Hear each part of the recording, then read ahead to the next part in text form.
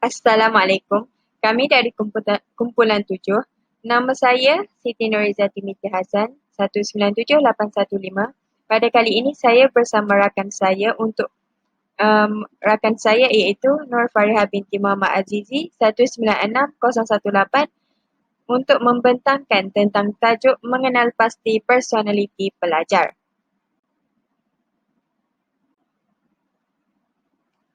Setiap manusia mempunyai sifat, sikap, gaya dan personaliti yang tersendiri. Personaliti atau sahsiah melambangkan ciri-ciri peribadi seseorang individu. Secara definisinya, personaliti memperihalkan sifat-sifat fizikal, emosi dan kognitif seseorang individu.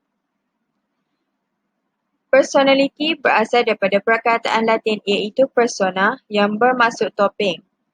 Personaliti adalah perkaitan antara pemikiran, emosi, perasaan dan perlakuan.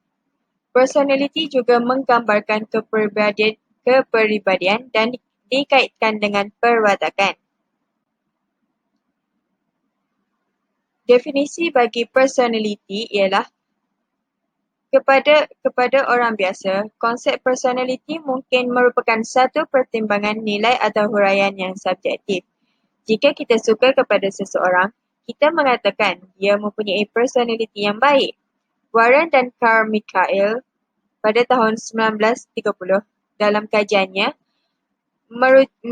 mengatakan bahawa personaliti ialah organisasi dinamik dalam diri individu yang terdiri daripada sistem psikologikal dan fizikal yang menentukan penyesuaiannya terhadap persekitarannya.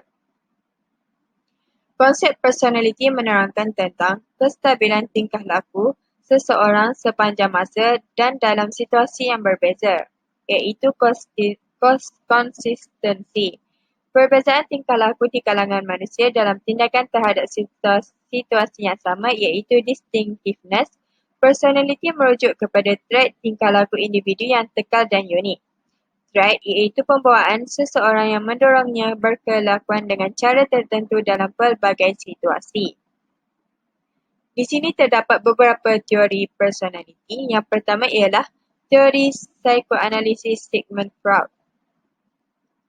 Teori yang mekanistik kerana berpegang kepada andaian bahawa keseluruhan sifat dan tingkah laku manusia didorong oleh satu tenaga yang berpunca dari dalam. Juga dianggap sebagai deterministik kerana kesemua sifat manusia telah ditentukan terlebih dahulu. Ia juga dinamakan sebagai psikodinamik.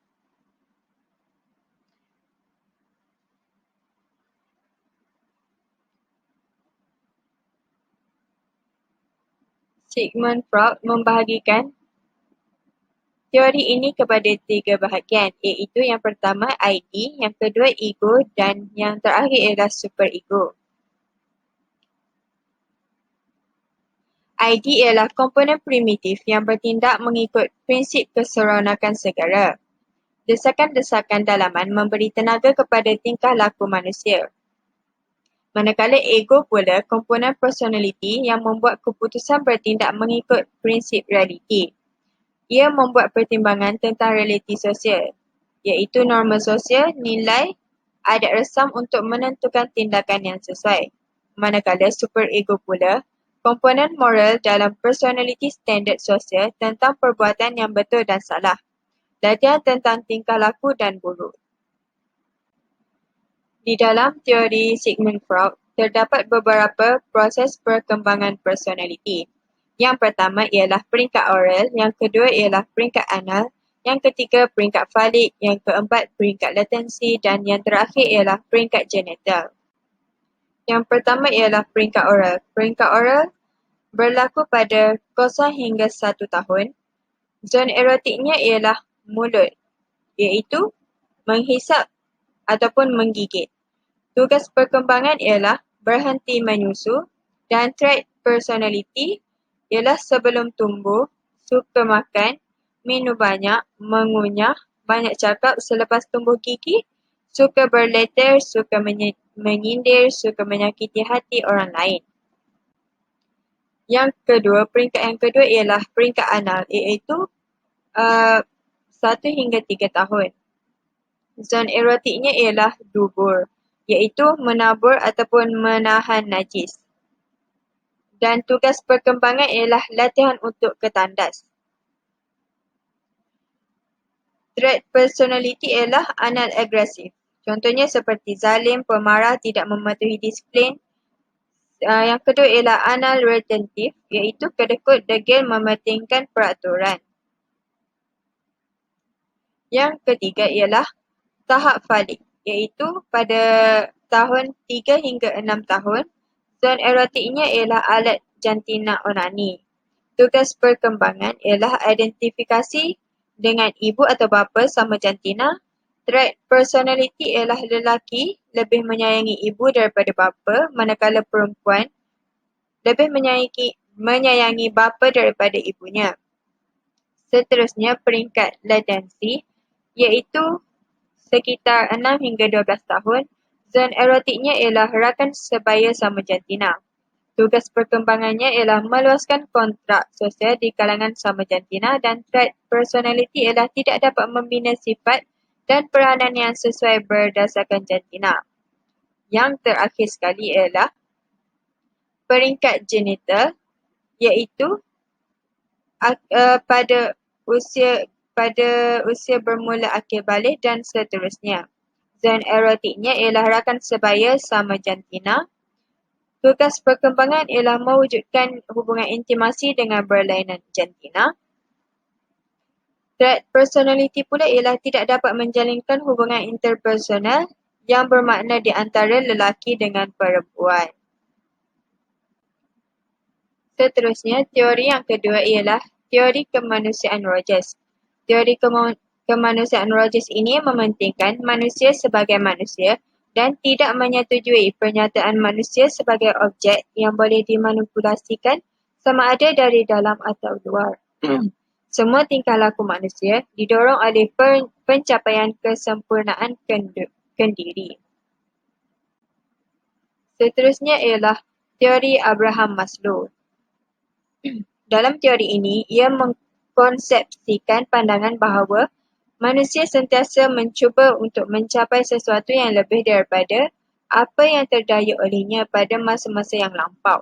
Menegaskan bahawa personaliti manusia ditentukan oleh keinginan serta kehendak hidupnya.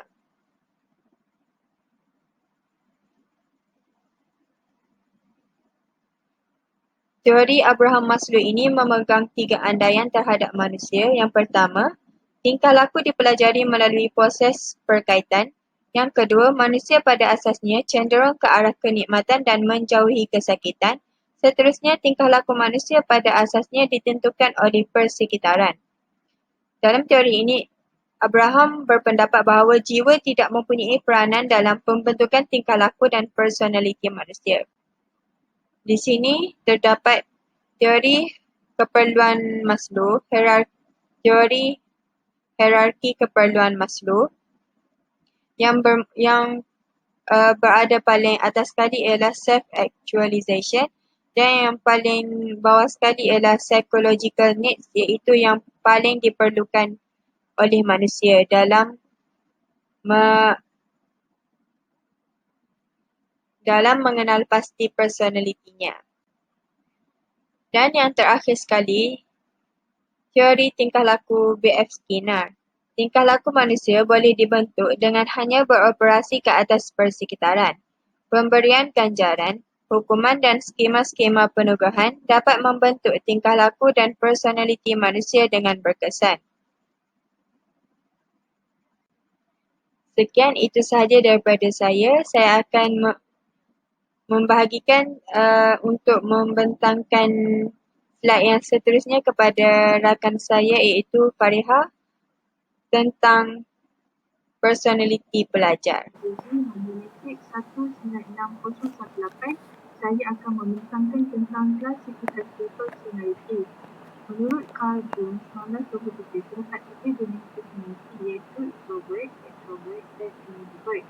Introvert ini dia mempunyai minat dan upaya yang tinggi memerlukan pendalaman seperti pemikiran, perasaan dan pengalaman seseorang. Dia suka berseorangan, termenung, fokus terhadap dirinya. Dia juga bersifat pasif, pemalu dan mengikuti. Dia tidak banyak bercakap dan banyak masanya ditunjukkan untuk mendengar pertuturan orang lain. Seterusnya adalah extrovert.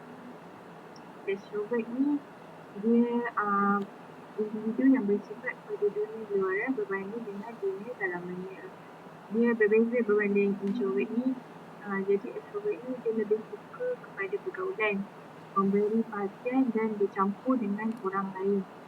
Dia lebih mudah menyesuaikan diri, aktif, berminat dengan sukan dan responsif terhadap persekitaran. Seterusnya adalah ambivert.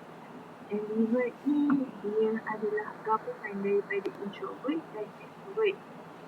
Jadi ambivert ni golongan ambivert ni dia mempunyai trait daripada kedua jenis personality. Dia gabungan kedua personality ini berkemungkinan bersifat seperti aktif, fiktif, optimistik dan suka kepada kehidupan yang teratur. Okey, golongan ambivert ni sebagai contoh, bila dia berada di rumah dia bersikap introvert dan bila dia di halayak ramai dia akan bersikap mudah mesra. Jadi ambivert ni dia mempunyai dua personality. Seterusnya, faktor yang mempengaruhi personality. Yang pertama adalah baka. Baka ibu bapa mempengaruhi bentuk tubuh badan, keadaan fizikal, kecerdasan dan emosi.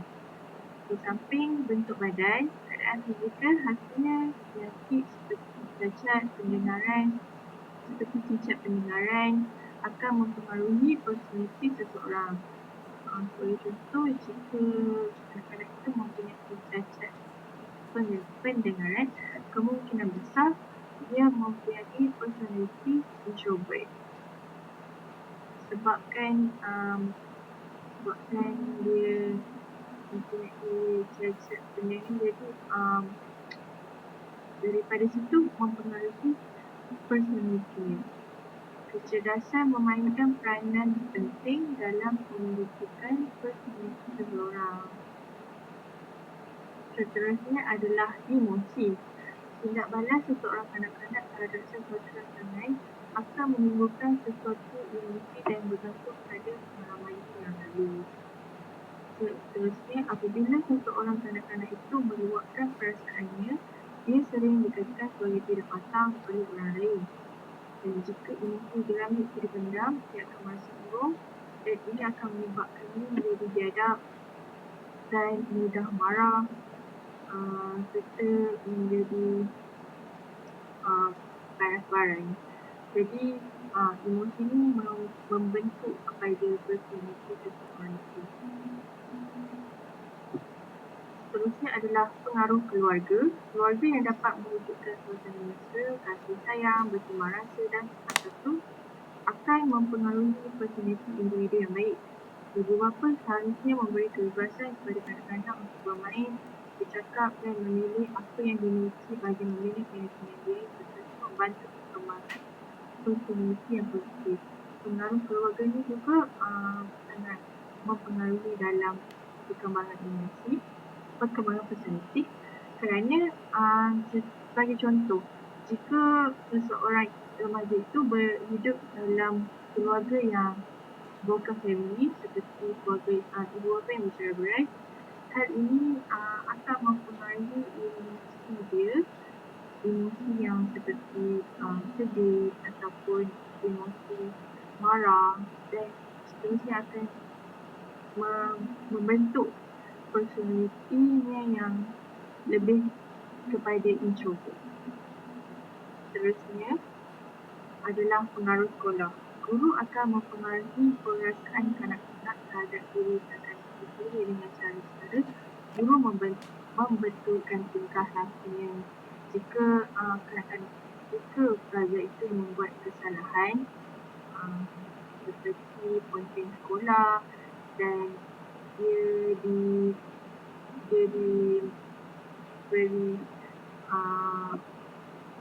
dan guru itu berjaya mempengaruhi emosinya dengan memberikan nasihat dan kemungkinan besar pelajar itu akan mengubah tingkah lakunya daripada yang buruk kepada yang lebih baik. Pola-pola personaliti guru akan mempengaruhi personaliti kanak-kanak. Sejauh mana guru mempengaruhi personaliti murid akan bergantung juga kepada jumlah interaksi antara guru dan murid. Grade, markah dan kad laporan juga akan menambah perasaan serba kekurangan, tidak memadai, membimbang dan tekanan emosi. Seterusnya adalah rakan sebaya. Rakan sebaya dikenal pasti mempunyai pengaruh yang kuat terhadap proses pembentukan akhlak di kalangan pelajar sekolah. Rakan sebaya mempunyai sub budaya yang sendiri. Kanak-kanak bergaul dengan rakan sebaya yang rajin belajar akan mendorong perkembangan intelek dan potensi karakter. Jadi rakan sebaya ini juga mempunyai pengaruh yang kuat terhadap proses pembentukan akhlak. Di sekolah, mereka akan mula membuat hubungan dengan rakan di luar persekitaran keluarga. Di sini kita akan nampak dengan jelas bahawa kanak-kanak tersebut sedang melalui transisi daripada interaksi sosial di dalam keluarga kepada peranan dan kedudukan sebagai orang dewasa. Ini adalah kerana rakan sebaya mempunyai sub budaya yang tersendiri. Sehubungan dengan itu, pengaruh rakan sebaya adalah penting dalam perkembangan kanak-kanak, hasil dari perkembangan intelek, tazkiyah, emosi dan sosial. Misalnya, kanak-kanak bergaul dengan rakan sebaya yang rajin belajar, dia akan terikut dengan rakan sebayanya. Jadi, dalam hal ini, pengaruh rakan sebaya mempunyai pengaruh yang kuat dalam perkembangan personaliti seseorang. Seterusnya adalah memahami personaliti pelajar. Setiap personaliti setiap pelajar di dalam kelas berlainan dari berbagai aspek. Guru seharusnya memahami personaliti setiap muridnya. Kepentingan memahami personaliti pelajar ialah guru dapat mengatasi kelemahan dan kelebihan anak muridnya. Guru mampu meramal gerak balas dan interaksi yang mungkin timbul dalam sesuatu situasi. Guru juga boleh mendorong murid menunjukkan kebolehan mereka di dalam kelas. Bagi memahami personaliti pelajar pula, personaliti setiap pelajar di dalam kelas berlainan dari pelbagai aspek. Guru seharusnya memahami personaliti setiap muridnya. Jadi dengan ini, terdapat pelbagai kepentingan bagi guru supaya memahami personaliti muridnya. Antara kepentingannya adalah guru itu dapat mengenal pasti kelemahan dan kelebihan anak muridnya. Jadi apabila kelemahan dan kelebihan mereka dapat dikenal pasti, guru dapat mengajar dengan menggunakan pelbagai kaedah pengajaran yang menarik dan lebih berkesan serta bersesuaian. Sebagai contoh, guru boleh mengajar murid yang gemarkan aktiviti luar dengan menggunakan kaedah lawatan dan soal jawab kerana mereka lebih suka mendapatkan ilmu dan pengalaman di luar bilik belajar. Jadi bagi pelajar yang kurang gemar aktiviti luar, yang personalitinya agak pasif, guru tersebut haruslah mendorong mereka untuk mendekati murid yang gemar aktiviti luar dengan menggabungkan mereka dalam satu kumpulan. Selain itu, guru juga mampu meramal gerak balas dan tingkah laku yang mungkin timbul dalam suatu situasi. Jadi dengan ini, guru dapat membuat persediaan bagi menghadapi situasi yang tak dijangka. Seperti kadang-kadang guru tak dapat dijangka murid itu agak pasif. Yang agak pasif akan rendah diri, meruntuhkan keyakinannya apabila soalan yang ditanya tidak dapat dijawab dengan baik. Seterusnya ditertawakan oleh semua rakan-rakannya. Jadi dalam hal ini, guru perlu bersiap sedia dengan soalan yang agak mudah untuk disoalkan kepada murid itu semula agar keyakinannya dapat dilatih semula dalam diri mereka, lebih-lebih lagi di hadapan pelajar-pelajar lain. Seterusnya, guru juga boleh mendorong murid menunjukkan kebolehan mereka di dalam kelas. Sebagai contoh, Seandainya seorang pelajar yang didapati mempunyai kebolehan melukis, guru boleh menyuruhnya melukis gambar di hadapan kelas. Jadi kesannya pelajar tersebut akan berasa dihargai dan diberi penghormatan oleh guru dan rakan-rakan yang lain. Dan secara tidak langsung akan membantu memperbaiki personaliti pelajar tersebut. Okey, kita dah seterusnya adalah kesimpulan. Secara kesimpulannya, bahawa tugas seorang guru bukan sekadar sebagai tenaga pengajar, malah lebih kepada seorang pembimbing. Jadi, guru yang bersifat pembimbing pasti dapat melahirkan para pelajar yang mempunyai personaliti yang penuh dengan nilai-nilai dan seterusnya menjadi insan yang berguna kepada agama, keluarga, masyarakat, negara dan bangsa. Dalam bidang pendidikan, bukan sahaja memerlukan guru yang hanya memiliki minat dalam rangka jadi keguruan, tetapi juga komited untuk memberikan yang terbaik kepada pelajar mereka untuk membentuk personaliti yang unggul. Jadi, itu sahaja daripada saya.